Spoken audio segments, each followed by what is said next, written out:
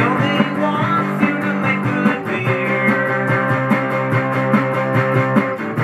and have fun hanging out with your friends.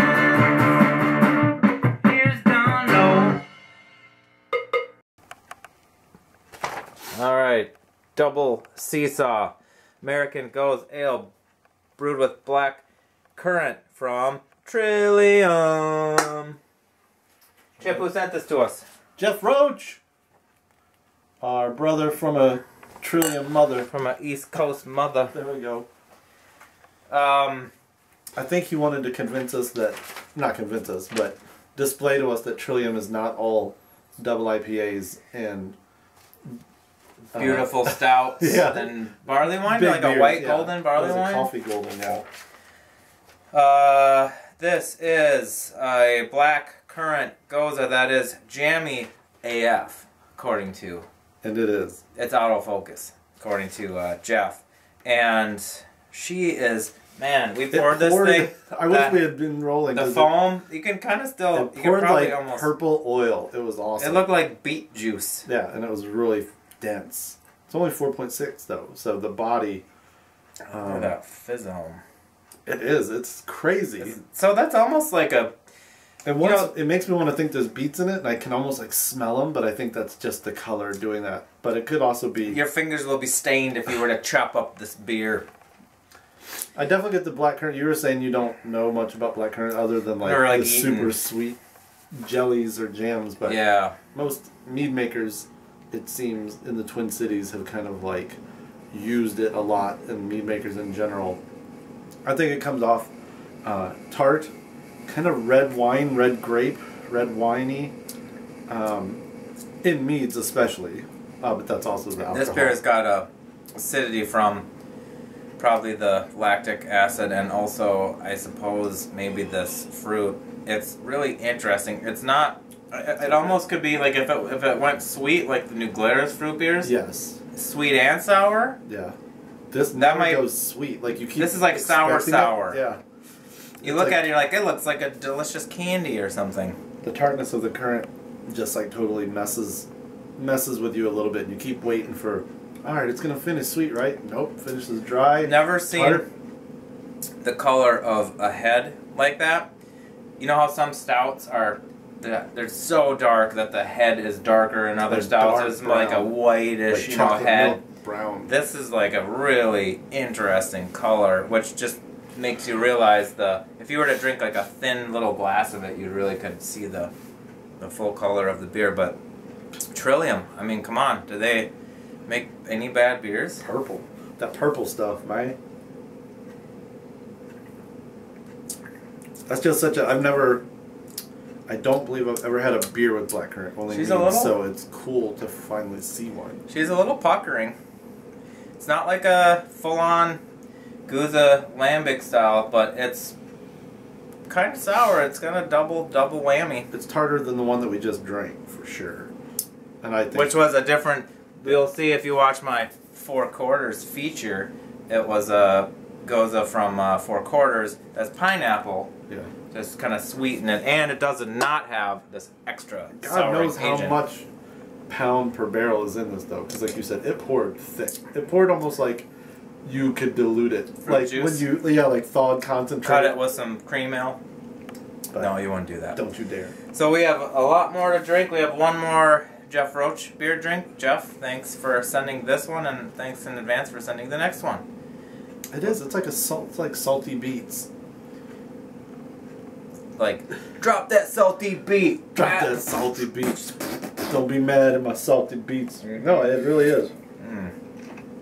It's something else. Like lacto-fermented beets. Something else. Jeff Roach. I'm freaking out. Tastes like blueberry. Like I've never had a Milkshake IPA. I've been reading about them. I've heard about them. I've now drank one. Frappe. So this thing also, what's it called? I don't know what I'm showing you. I'm showing you a blue maelstrom that you can't see nothing about it. Blueberry Frappe IPA.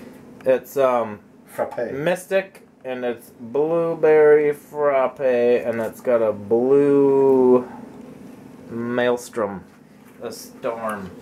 So, Milkshake IPA. How many of you guys have been hearing about these, drinking them? Are people making them? I mean, people are making them, I assume. Oh, yeah.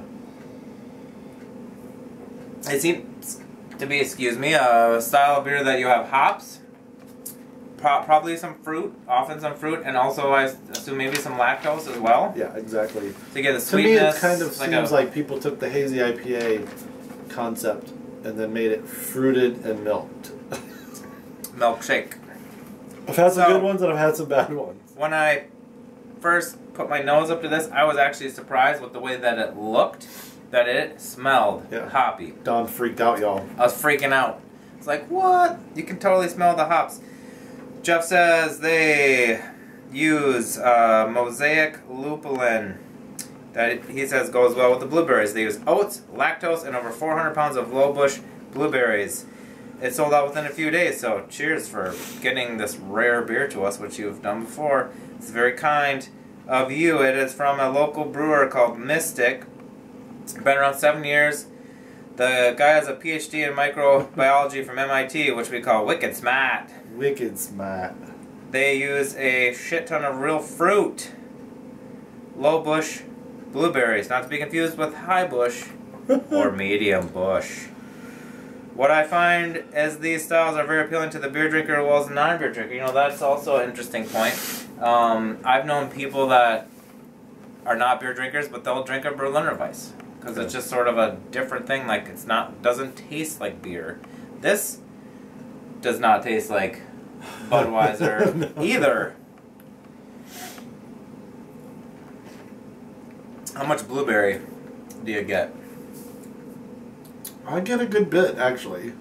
You get the color, for and sure. The milk sugar, the lactose is helping it taste like blueberry, the sweet part of blueberry instead of just kind of like the tart, fibrous berry part.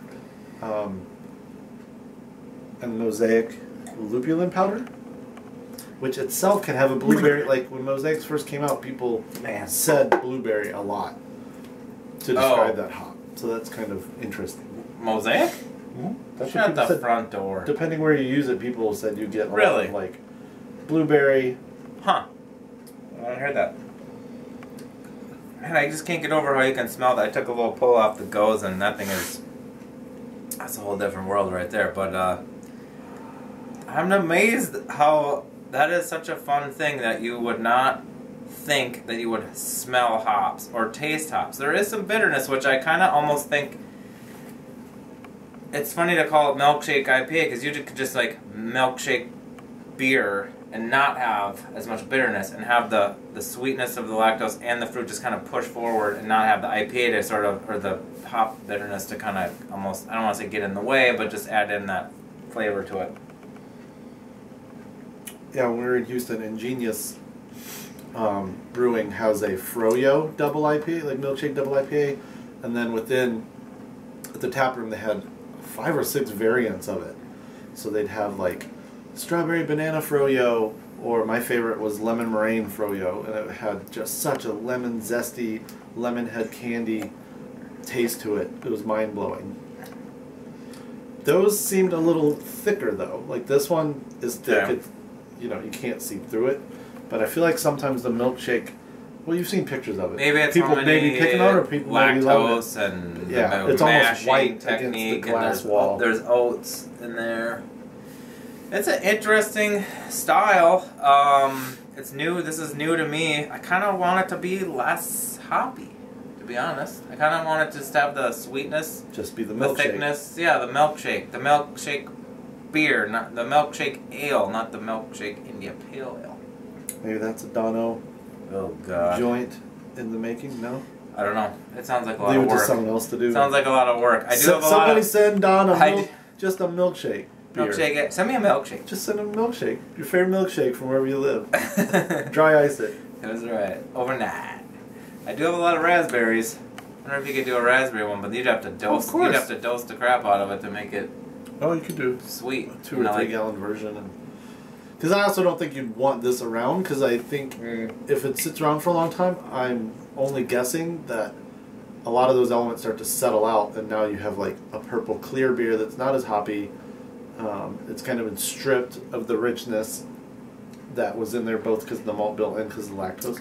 I'm only hypothesizing, but kegs of any beer sit in one place for 2 months, like it's gonna get clear. You're gonna. It's almost like drink fresh, drink cloudy. 1.75 gallon keg. That'd be kind of interesting. Who knows? Shout out Pico. Jeff, thank you once again. This has been a really fun experiment as always, or not experiment, but exercise to try the miscellaneous East Coast beers that come our way. Alright then. Cheers. Onward and upward. Dawn for dawn. Little lagniappe, O for O. Catch you later.